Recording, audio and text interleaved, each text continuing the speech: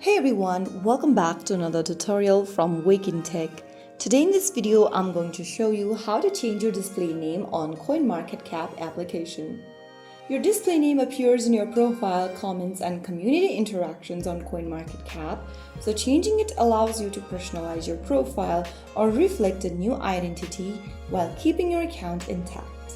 First of all, launch open CoinMarketCap application on your device and make sure that you're logged in. Once you're in the home page, go ahead and tap on your profile avatar at the top right corner. Now, click on your name at the top of the screen and then click on the edit button with a little pencil in it.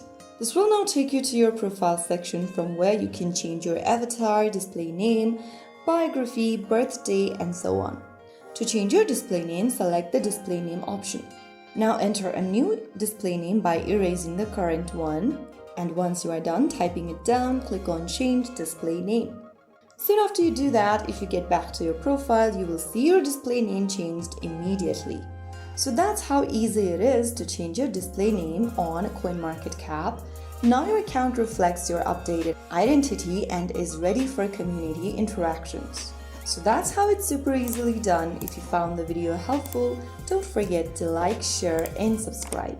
I will be back again in the next video. Thanks for watching.